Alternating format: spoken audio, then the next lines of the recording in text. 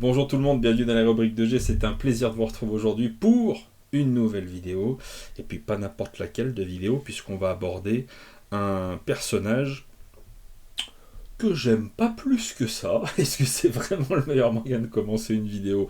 Je ne suis pas certain, mais au moins c'est franc. Je ne suis pas le plus grand fan de Flash. Pas du tout même. Pour être tout à fait sincère, aujourd'hui, cette vidéo, je vais vous parler du seul run complet que j'ai lu sur ce personnage-là.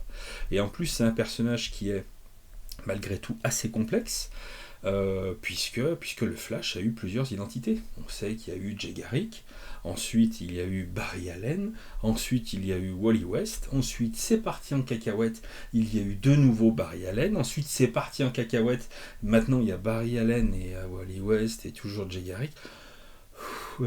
C'est... Non, c'est pas simple. Non, c'est pas simple alors de se mettre aux comics. C'est pas que c'est pas simple de se mettre aux comics de super-héros, mais c'est qu'à un moment donné, une fois que tu en as lu 2-3 et que tu commences, si tu veux, à gratter un tout petit peu et à te rendre compte qu'il y a quand même un lourd passif, hein, et beaucoup de choses, non pas forcément à connaître, mais en tout cas, il y a une belle bibliothèque. Hein, où il s'en est passé des choses en 60 ans, tu t'en doutes, et pas des moindres. Donc forcément, c'est un peu particulier pour moi en fait d'accrocher à ce personnage. Déjà parce que l'identité, elle peut être différente selon les époques et les auteurs. Et aussi, tout simplement, ça tient au fait des pouvoirs de Flash. J'adore l'idée de ce pouvoir en fait de vitesse, de super vitesse, qui puisse même à un moment donné te permettre de remonter le temps. Je trouve que c'est totalement fascinant, mais paradoxalement, je trouve que le résultat de la manière de montrer ces pouvoirs-là dans les comics n'est pas toujours si extraordinaire que ça. Je trouve que c'est pas facile de mettre en lumière des pouvoirs basés sur la rapidité. Tout simplement parce que une bande dessinée, un comics, par définition, on est sur un défilement de cases, mais c'est jamais que des cases, c'est statique, on n'est pas dans un film. Et donc réussir à mettre en lumière, à faire croire au lecteur que le mec il va à une vitesse vraiment incroyable, je trouve que c'est pas facile, et régulièrement je ne suis pas complètement embarqué par la manière de faire des dessinateurs. Mais c'est un point de vue tout à fait personnel. Et un des tout premiers récits, parce que j'avais quand même envie d'en dire un petit mot, même si par le passé dans d'autres vidéos j'ai eu l'occasion d'en parler, je voulais parler de Titans, Titans Rebirth, si je dis pas de bêtises. Au tout début de l'ère Rebirth, dans les kiosques, les hors-série Justice League, il y avait en fait tout un arc des Titans où c'était scénarisé par Dan Abnett et au dessin c'était Brett Booth, et donc c'est la première fois que j'ai lu un truc Flash. Et c'était Flash, c'était Wally West, et c'était donc son retour après Flashpoint, et c'est vraiment une de mes toutes premières lectures Flash, et j'avais vraiment vraiment aimé cette lecture là pour deux raisons. Le personnage de Wally West, que j'ai trouvé magnifique, un peu torturé, ce rôle en fait de Psyche qui était devenu le numéro 1 et qui ensuite s'était perdu un peu dans le temps, un truc un peu chelou, tu vois, j'avais pas forcément toutes les données, et je trouvais ça vraiment hyper intéressant, et aussi du coup par le style de dessin de Brett Booth qui, pour le coup, au-delà d'avoir un nom parfaitement ridicule quand je le prononce, Brett Booth, euh, je trouve qu'il faisait un travail formidable, et je croyais vraiment à sa vitesse. Ensuite, écoute, bien des années plus tard, et enfin bien des années plus tard, je sais pas, mais en tout cas quelques temps après, j'avais forcément envie de découvrir un petit peu plus de trucs autour de ce personnage, et Geoff Jones, on le sait en tout cas forcément à mon cœur, mais d'une manière générale, c'est quand même une porte d'entrée régulière, sûre, solide pour découvrir un personnage. Et c'est donc tout naturellement, et avec toute la passion que j'ai pour ce scénariste, que j'étais parti à l'époque sur les Geoff Jones présente Flash. J'avais commencé à lire tout ça, j'étais arrivé jusqu'au numéro 4, et il faut bien reconnaître que ça a été très très long, il y a eu le Covid au milieu, etc., pour qu'on puisse avoir les numéros 5 et 6. On a dû attendre plusieurs années. Et donc j'avais lu 1, 2, 3, 4, et puis quand 5, 6 sont sortis, j'étais sur d'autres lectures, les premiers tomes étaient plus forcément si frais que ça, et donc j'avais recommencé à les lire. Après j'ai voulu faire une petite pause, et là dernièrement, allez savoir pourquoi, j'ai eu envie de terminer en fait cette histoire entre moi et le Flash de Geoff Jones, et de pouvoir vous retrouver pour vous en faire une petite vidéo. Et c'est donc tout simplement ce que je viens faire. Pour la petite histoire, Geoff Johns, il arrive au numéro 164 au début des années 2000 sur la série The Flash volume 2. Ça, c'est vraiment juste des petites informations comme ça. Si je vous dis pas de bêtises, et si j'ai bien fait mes devoirs, il succède au moment où il arrive à Mark Waid et, comment il s'appelle, Brian Augustine. Brian Augustine qui devait être là, on va dire, sur la fin du run de Mark Waid, parce que Mark Waid a travaillé sur le personnage pendant des années et des années, et je pense qu'il était là juste un petit temps, Brian Augustine, et puis quand les deux sont partis, le nouveau scénariste, c'était Geoff Johns, il arrive au numéro 164. Quand il arrive vraiment comme un cheveu sur la soupe, hein. On n'est pas du tout dans le délire actuel de mon Dieu, un nouveau scénariste va arriver, vite, faisons place nette sur le personnage, sur l'univers, pour que notre superstar de scénariste puisse, mon Dieu, développer son petit truc dans son coin. La manière de construire les comics à l'époque est totalement différente de ce qu'on peut connaître aujourd'hui. À l'époque, c'est le personnage qui est au centre, et c'est un marathon. Et c'est un passage de témoin entre différents scénaristes. Ça n'a plus grand chose à voir maintenant. On peut ou pas aimer la nouvelle méthode. Personnellement, je suis pas extrêmement fan parce que pour moi, la star des comics, plus que les gens qui le réalisent, c'est le personnage. Et c'est le personnage qui doit être, à mon sens, tout le temps mis en avant. Petite parenthèse. Et donc, notre bon vieux Geoff Johns, il arrive au 164 au début des années 2000 et puis il va plier les Gaules au 225 en 2005. Il aura l'occasion, après, de retravailler de nouveau sur le personnage, vous me voyez certainement venir, mais ça je vous en parlerai en fin de vidéo. Mais pendant toute cette période, il va présider en fait la destinée de Wally West et de Flash, et puis il va nous gratifier d'histoires absolument incroyables. Quel est le pitch? Je ne vais pas vous faire de pitch. C'est infaisable, on est sur 50 ou 60 épisodes, il y a tout un tas d'histoires qui se passent à l'intérieur, mais qui se tiennent en une seule, c'est une seule et même histoire. C'est la vie de ce super-héros, de sa famille, des villes, des lascars qu'il y a autour, et donc c'est difficile en fait de vous faire un pitch. Tout ce que je peux vous dire, c'est que le Flash de cette époque-là, comme je vous disais, c'est Wally West, l'ancien Kid Flash, l'héritier de Barry Allen. Et donc, il va lui arriver tout un tas de trucs. Et plutôt que de vous faire un pitch, j'avais envie en fait de vous expliquer en quelques points pourquoi moi, ce récit, il m'a véritablement marqué. Est-ce que ça fait de moi, après avoir lu ce récit, un fan de Flash? Absolument pas, mais j'aime tout particulièrement en fait ce récit parce que déjà il est absolument fantastique à lire, que quand on aime le style de Geoff Johns, on retrouve en fait son style d'écriture sur plein de trucs, qu'on se rend compte que ces quelques années, au moment où il arrive sur Flash, il n'est pas encore sur Green Lantern et qu'il y a beaucoup de choses en fait qu'il installe dans la manière en fait de faire les choses qu'il va réutiliser quand il va arriver sur Green Lantern, peut-être en élevant encore un tout petit peu son niveau, en musclant son jeu. Muscle ton jeu, Robert. Si tu muscles pas ton jeu, fais attention. Moi je trouve que c'est tout simplement fascinant. Et donc il y a quelques points en fait comme ça qui sont pour moi des points décisifs, des points importants, des clés en fait qui font que ce récit est absolument génial. Je le disais, le personnage de Flash. Parce que Wally West, ce qu'il faut bien comprendre, c'est qu'à cette époque-là, c'est un personnage en fait qui est chargé d'histoire. Et cette histoire-là, tu peux la sentir très régulièrement dans les références. Et même si tu les as pas forcément, on te les amène, on te les fait comprendre. Tu sens en fait que c'est pas simplement un mec qui a eu ses pouvoirs et eu sa destinée de héros. Il a été le Kid Flash, il a admiré Barry Allen, il a participé aux Teen Titans, etc., etc. Il a un gros vécu, il a grandi et il a gagné au fur et à mesure du temps son statut de The Flash. Il est devenu le numéro 1 et il est le dépositaire de tout cet héritage. Et ça, c'est vraiment un truc que Geoff Johns, il arrive particulièrement bien à faire. Il arrive à te faire croire que ce personnage-là de Wally West, il est véritablement important dans la série Flash, mais qu'il est vraiment le dépositaire en fait de tout cet héritage. Et qu'il faut qu'il en soit digne. Et même plus que ça, il faut même qu'il aille encore au-delà de ce qu'ont fait ses prédécesseurs. Et c'est vraiment ce sentiment-là qu'il réussit à donner. Et évidemment, pour que ça fonctionne dans un récit de super-héros, et ça Joe Jones il le sait très bien, le héros il n'est pas tout seul, il a des gens autour de lui, des amis, la famille, sa femme, Linda Park, Jay Garrick, l'ancien Flash, Iris Allen, tu vas même retrouver Bart Allen, plus d'autres gens.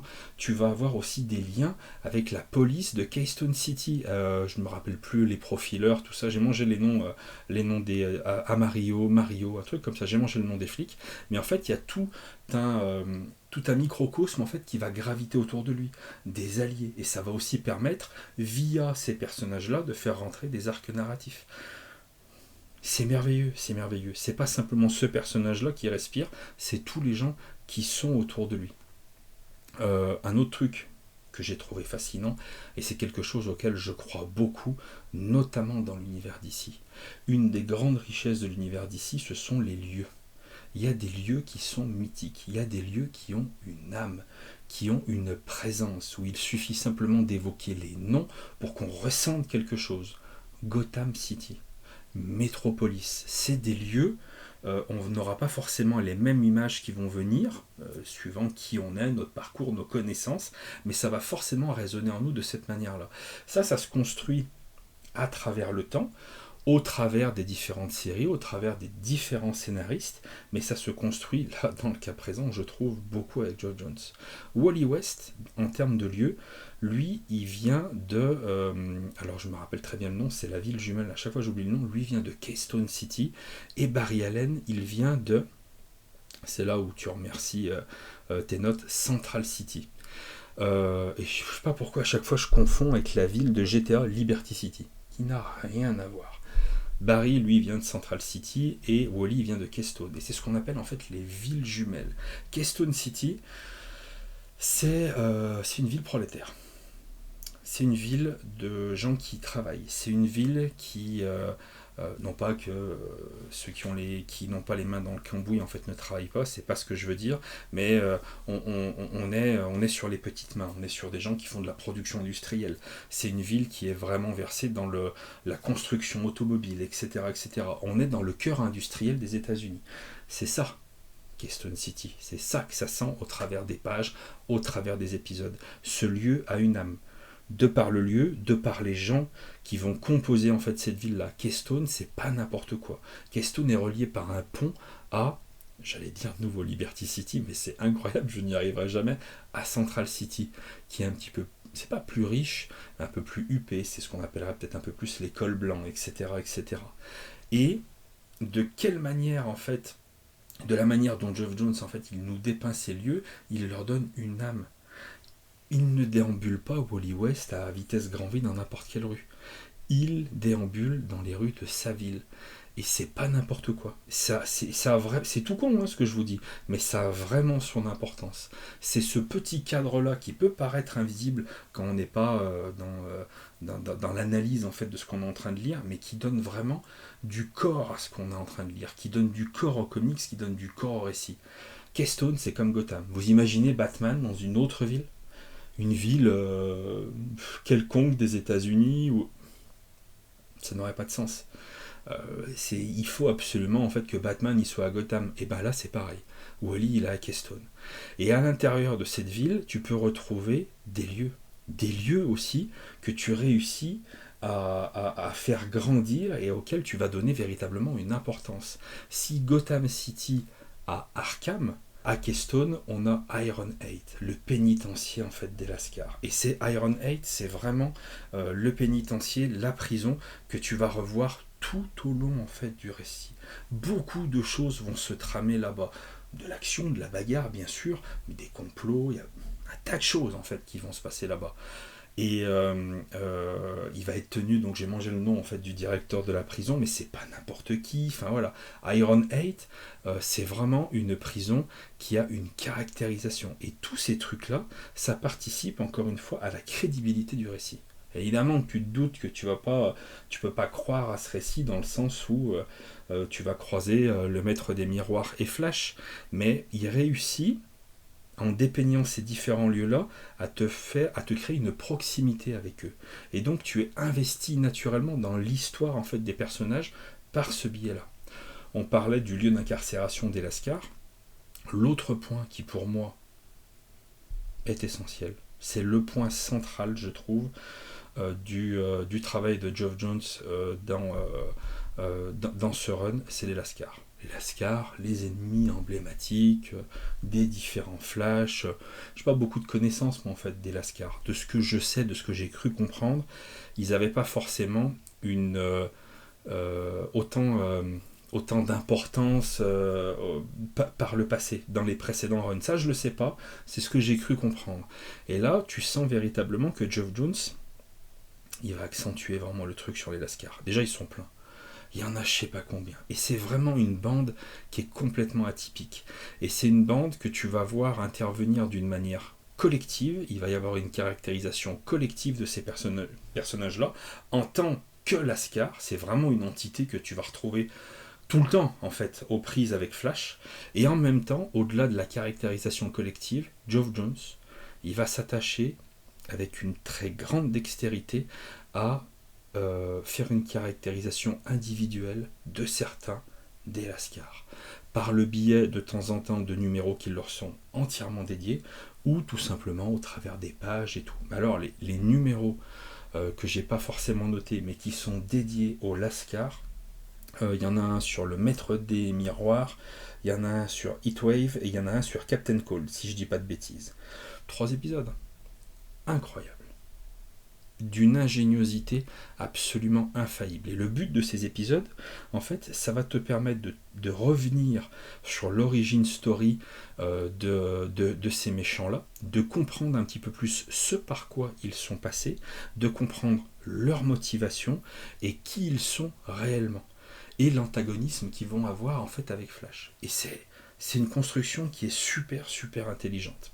Et de quelle manière en fait dans ces épisodes-là, et puis plus généralement dans son run, il va continuer à construire cette proximité entre le lecteur et les personnages, c'est en utilisant, c'est pas des bulles de pensée, c'est pas des bulles avec les petits ronds comme ça, mais tu vas avoir plein de moments où tu vas retrouver par exemple Wally West qui va se parler en fait à lui-même, sa petite voix intérieure. Et les méchants c'est pareil, les Lascars, notamment dans ces épisodes-là, et à de multiples reprises, tu es directement dans leur tête, dans leur fort intérieur, dans leurs préoccupations. Ils doutent de ci, mais ils ont envie de faire ça. On va aller plutôt là-dessus parce que j'ai les boules contre ça. Moi, je dois être à la hauteur du rendez-vous qui est pris avec les Lascars parce que je ne peux pas permettre qu'on fasse du mal à Pachin, etc., etc. Et le fait que très régulièrement, Geoff Johns, d'une manière très précise, très juste, il te permet de rentrer dans l'intimité des personnages, gentils comme méchants, et ben là, mon pote, ça te crée une proximité avec ces personnages-là qui est incroyable. Tu vois, il met de la proximité à tous les niveaux. Dans le cadre, les villes, l'histoire, les personnages dans ce qu'ils pensent, etc., etc. Ça, c'est vraiment le truc en fait de Geoff Johns, et c'est peut-être son meilleur boulot sur ce point précis. Encore que sur Green Lantern, c'est absolument magnifique aussi, mais je trouve que c'est véritablement majestueux là-dedans, parce que ça permet, notamment sur les Lascars, de les emmener en fait au premier plan, d'en faire des ennemis, mais pas simplement oh là là, c'est des salauds. Non, si, il y a une profondeur derrière, tu vois. Et ça, il le construit petit à petit. Le mec est un génie. Autre truc, super important. Mais alors, super important, et je vous invite à faire attention dans les différents comics que vous lisez, super important pour moi, mais c'est vraiment, des fois, c'est pas le cas, et c'est mal fait, c'est de quelle manière, en fait, tu gères tes arcs narratifs. De quelle manière, en fait, tu vas avoir, ce que je répète constamment, en fait, des histoires à court terme, des trucs où tu vas avoir la récompense tout de suite, où tu vas encaisser en fait ce que tu es venu chercher immédiatement dans cet épisode, et en même temps de la construction. Tu construis à moyen terme, tu construis à long terme, et voilà. Ce qui fait qu'il n'y a aucun moment en fait dans ce run-là, ou presque, où tu termines un épisode en te disant, où tu peux pas te dire, en ayant terminé cet épisode, ah, j'ai fini The Flash. Non, non, tu peux pas. Parce qu'il y a toujours un truc que tu as envie de savoir. Ah, ok, j'ai eu de la satisfaction sur la fin de cet arc-là, mais attends, mais il pose des questions sur ci, il pose des questions sur ça, et lui, qu'est-ce qu'il est en train de taramer au fond de Iron 8? Il met le lecteur constamment en fait sur la brèche. Il n'y a aucun moment où le lecteur il peut se reposer, et il fait monter la tension, Là où pour moi, je ne sais pas que je vais mettre une critique, mais c'est vraiment un constat que j'ai pu avoir notamment sur Green Lantern et sur Flash. Je trouve que le paroxysme de la série n'est jamais à la fin. C'est-à-dire que le top du top du top, c'est pas l'épisode 225 de The Flash, tu vois. C'est un peu avant. Pour moi, le top du top, c'est le début du tome 5. À partir du début du tome 5, pour moi, on vient de passer le meilleur. Après, tome 5, et puis alors le tome 6, c'est encore particulier, mais je l'expliquerai après pourquoi. À partir du tome 5, on est, je trouve, un petit peu en deçà. L'extraordinaire a déjà eu lieu. Chose où je trouve que c'est pas le cas en fait quand il a travaillé sur Justice League. Je trouve que son moment le plus incroyable, il a réussi à le tenir et à l'offrir à la fin de son run, avec la guerre de Darkseid. Là, vraiment, voilà. On a une montée en puissance vraiment progressive, et il s'arrache, Geoff Johns, au moment où il est au top, je trouve. Et que ce soit sur Flash ou sur Green Lantern, je trouve que le top n'est pas au moment de son départ. Et ça aussi, ça s'apprend. Après, il faut pouvoir, je présume, mais savoir partir quand t'es au sommet de ton truc et laisser les gens au sommet, c'est pas donné à tout le monde. Et tout le monde ne peut pas le faire. Et tout le monde ne veut pas le faire. Tout le monde n'a pas la capacité d'avoir la conscience de c'est là qu'il faut que j'arrête. Là, je suis tout en haut. Tu vois, et c'est pas forcément facile. Et là, on est un petit peu là-dedans. C'est-à-dire que, pour moi, on va dire les 15 derniers épisodes, ça redescend un petit peu. Je suis moins investi en fait dans la lecture. Voilà. Un autre point qui me paraît essentiel aussi pour réussir un truc, évidemment, on n'a pas parlé des dessinateurs, mais c'est les dessinateurs. Il y en a plusieurs, mais je vous cite à mon sens les principaux: Scott Collins, Howard Porter, Alberto Dose. C'est pas mes artistes préférés. Je mentirais en disant ça, mais c'est des artistes qui font bien le taf.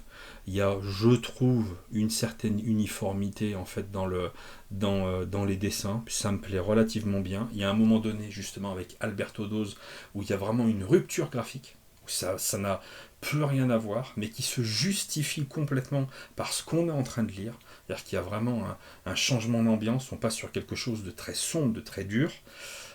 Il vient un moment difficile, Wally West, très difficile, et donc nécessairement dans cette ambiance noire, on a un dessinateur qui vient et qui sert le récit à ce moment-là avec ce qu'il sait faire de mieux, un truc vraiment noir. Après, je sais pas si Alberto Dose fait, je sais pas. À mon avis, c'est pas Dose. Je sais pas si c'est un champion du monde des récits noirs, mais en tout cas, il est au bon endroit, au bon moment pour nous servir un arc vraiment assez sombre. C'est vraiment intéressant. Un autre point que je signale juste comme ça, mais parce que ça a une importance, notamment tout au début en fait du run, qui assure les covers? Brian Bolland. Voilà, pour ceux qui ne connaîtraient pas Brian Bolland, un monstre du dessin, et puis surtout je trouve un monstre des couvertures, qui sont absolument magnifiques. Je vous laisse notamment sur celle-là, sur l'épisode consacré à Captain Cold, qui est absolument magnifique, et chacune des covers en fait est vraiment magnifique. Un peu plus tard, il y a aussi des covers de Ethan Van Sciver. Au-delà du fait que Ethan Van Sciver, c'est Ethan Van Sciver, je ne vais pas m'étendre là-dessus, j'aime particulièrement ses dessins, et je trouve qu'il fait vraiment un travail de qualité en fait dans la partie graphique. Et grosso modo, je vous conseille de le lire. Je vous conseille de le lire, mais grave. Si vous l'avez jamais lu, allez-y. Si vous n'avez jamais lu de The Flash, allez-y. La fin est compliquée. La fin est compliquée pour plusieurs raisons. C'est-à-dire que dans le tome 6, que vous voyez juste ici, vous avez... là, c'est le moment où Urban, ils ont fait des choix... ils ont fait des choix. Voilà. Est-ce que c'est des choix compliqués? Est-ce que ça justifie? Est-ce qu'ils se démerdent? Ce que je te dis, c'est fait de toute manière. Mais je peux les comprendre. Pour plein de raisons. Mais dans le tome 6, en fait, vous avez les épisodes 220 à 225 de la série The Flash, c'est-à-dire la toute fin de son run. Mais c'est 5 épisodes, 5 ou 6 épisodes, c'est que dalle, ça représente même pas en fait un quart du bouquin. Et à l'intérieur du tome 6, ils ont rajouté des trucs. Ils ont notamment rajouté 3 tie-in, Final Crisis Rogue's Revenge. Alors là, mon pote, mon accent, j'en suis fier. Ça, c'était de septembre à novembre 2008. Donc on est 3 ans après la fin du run de Geoff Jones. Après, quand Geoff Jones il s'est barré de The Flash, il y en a un autre scénariste qui a continué The Flash.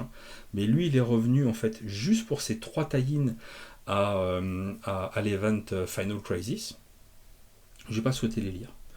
Je les lirai peut-être à un moment ou à un autre, mais j'avais envie de rester en fait sur le cœur de la proposition de Geoff Jones. J'avais pas envie de partir sur des tie-in. On a aussi Blackest Night Flash 1 à 3. Là, c'est pareil, c'est de février à avril 2010. Donc, c'est pendant son event Blackest Night que Geoff Jones il a récupéré Flash, entre guillemets, pour 3 épisodes tie-in à cet event Blackest Night. J'en ai rien à secouer. Le jour où je relirai Blackest Night, je me dirigerai éventuellement sur ces tie-in-là. Pourquoi pas, mais là tout de suite j'avais aucune envie en fait d'ingurgiter ces épisodes là, vraiment. Alors je me doute que dans les commentaires des gens vont venir me dire oui mais c'est dommage parce que t'as loupé tel élément et tout. C'est pas loupé parce que de toute façon j'aurai l'occasion en fait de les voir à un moment ou à un autre, mais pour moi j'avais envie de rester sur son run. J'avais envie de rester sur ce qu'il a réellement fait sur la série The Flash entre le 164 et le 225. Et je rajoute un truc que tu retrouves également dans le tome 6, c'est qu'à un moment donné, avec Ethan Van Sciver au dessin, il a fait 6 épisodes de Flash Rebirth. Pas Rebirth de l'ère Rebirth, Rebirth entre 2009 et 2010, où tu vois grosso modo le retour de Barry Allen. Barry Allen, qui était mort, il a réapparu en fait dans l'event Final Crisis, si je vous dis pas de bêtises, d'une manière pas ouf, à mon sens, dans un event de merde, selon mes propres goûts, parce que Grant Morrison, c'est une catastrophe ce type. Mon Dieu, j'ai pas du tout aimé ce délire. L'histoire en tant que telle est basique, simple, sympathique, par contre derrière, il se touche, mais comme c'est pas permis avec cette histoire-là, c'est véritablement catastrophique. Il en fait des caisses. Grant Morrison au sommet de sa forme. Voilà. Il a eu une idée, il faut que tout le monde le sache. Bref, c'était le moment où je suis méchant. Mais j'ai eu envie quand même d'aller le lire, ça, parce que du coup, c'était le retour de Barry Allen. Je peux pas dire que c'est pas bien fait, c'est sympa, c'est tout ce que vous voulez, mais moi, le premier truc que ça me fait résonner, en moi, le retour de Barry Allen, c'est mais quelle connerie! Mais quelle connerie! Le retour de Barry Allen, on va pas se mentir, c'est vraiment la première pierre d'une construction qui va permettre d'arriver à Flashpoint. Mais j'y reviendrai après.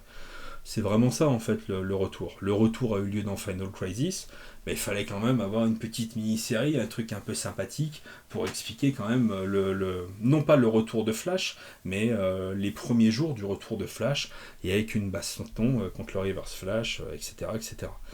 Mais pourquoi je trouve que c'est une connerie de le faire revenir?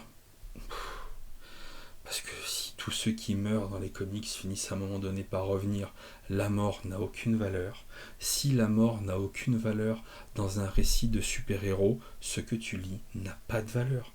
Si tu ne peux pas avoir peur pour ton héros, pour les gens qui l'entourent, parce que tu sais que très bien, le héros il meurt, mais dans 6 mois il est de retour, pourquoi tous les mois, j'aurais envie d'aller lire un comics? Pourquoi? Puisque rien ne compte dans ce que je lis. Donc déjà, ça c'est le premier truc que je trouve désastreux. Mais je suis pas contre tout type de retour. De la manière dont c'est fait, suivant la manière dont c'est fait, et puis aussi suivant la manière dont les gens sont morts. Exemple, Hal Jordan. Hal Jordan, moi son retour, il m'embête pas plus que ça, parce qu'en fait il était parti, mais il était toujours plus ou moins là, puisqu'il était associé au Spectre. Donc il était parti, mais il était quand même toujours un peu par là, donc c'était quand même moins compliqué de le faire revenir. Alors que Barry Allen, malgré de ce que j'ai pu comprendre, quelques moments, notamment dans Geoff Jones présente Superman et un ou deux petits trucs, non, il était mort. Et il n'était pas mort n'importe où.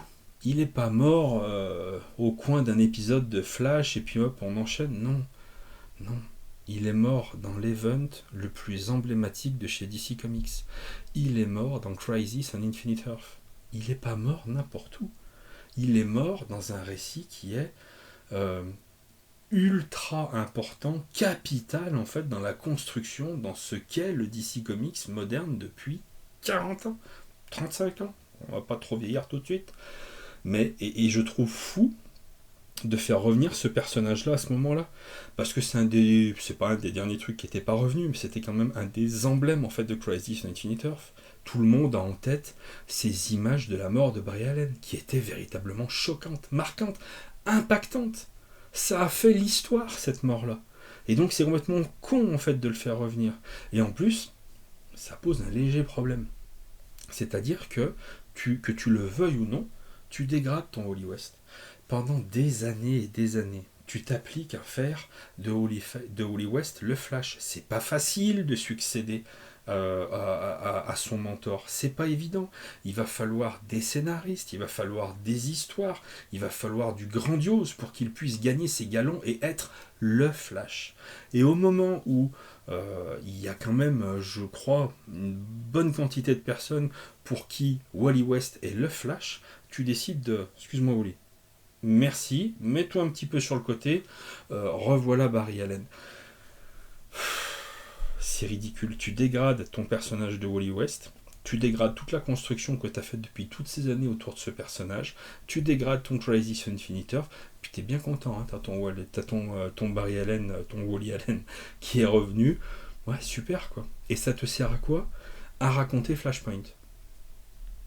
Pas que ça, évidemment, mais ça te sert en fait à raconter Flashpoint. Sauf que Flashpoint, tu peux très très bien en fait l'écrire sans avoir besoin de Barry Allen. Tu peux très très bien savoir que Eobard Thawne, à un moment donné, c'est lui qui a pourri la vie de Barry Allen, qui a amené en fait à la mort de la mère de Barry Allen. Tu peux même aller un peu plus loin en faisant croire que c'est à cause de Eobard Thawne que Flash est mort dans Crisis on Infinite Earth. Tu peux imaginer un tas de trucs, mais ton Barry, en fait, tu le laisses mort.